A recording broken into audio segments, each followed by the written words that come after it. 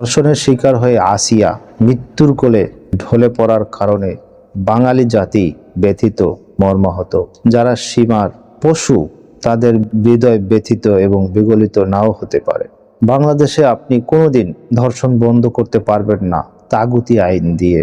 আর যদি আপনি ইসলামী অনুশাসন এবং অনুশাসন না মানলে পরে যে শাস্তির বিধান ইসলাম রেখেছে সেটা যদি আপনি প্রতিষ্ঠিত করতে পারেন, তাহলেই বাংলাদেশ থেকে ধর্ষণ শূন্যের কোঠার কাছাকাছি নামিয়ে আনা সম্ভব। আসিয়ার ধর্ষণের শিকার হওয়ার পর মানুষ তার এই সংবাদকে কেন্দ্র করে, তার এই ধর্ষণের শিকার হওয়ার ঘটনাকে কেন্দ্র করে মানুষ কন্টেন্ট বানাচ্ছে, সংবাদ প্রচার করছে, মানুষ ফটো সেশন করছে, ফটোশুট করছে।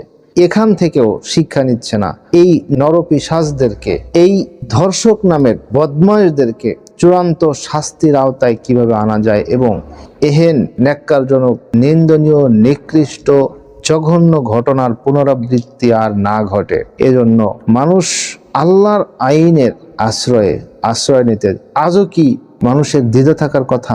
বিশ্বাস করেন, আল্লাহর আইন প্রতিষ্ঠিত না হলে আপনি কোনোদিনও আপনার কাঙ্ক্ষিত ফলাফল, সফলতা পাবেন না।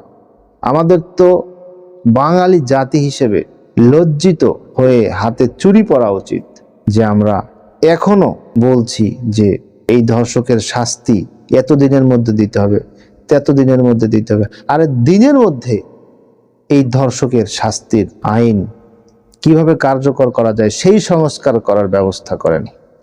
তথ্য প্রমাণ হাজির হওয়ার পরে, প্রমাণ সুস্পষ্টভাবে প্রমাণিত হওয়ার পরেও আপনি কেন কালক্ষেপণের আইনের দিকে যেতে চান? এই আইনেই সংস্কার করার দরকার আগে।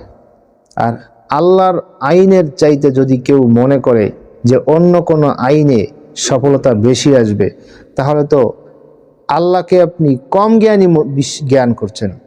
যে আপনার আল্লাহর চাইতে আপনার জ্ঞান বেশি, আল্লাহর চাইতে আপনি বোঝেন বেশি, আল্লাহর চাইতে আপনি মানব জাতির কল্যাণকামী বেশি।